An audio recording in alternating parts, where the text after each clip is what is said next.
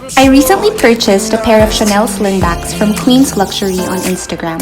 And since we're still on lockdown and can't go out anyways, I decided to put sole protectors on them. I got the glazed sole protectors from Preservee PH and they gave me a pair of free scissors. However, I found an old pair of thread nipper which I found easier to use because it was sharper. But I used both anyways. There are two ways to install the sole protectors. One is by tracing, cutting, and then sticking them on the shoes. Or like what I'm doing, you can directly stick and cut them.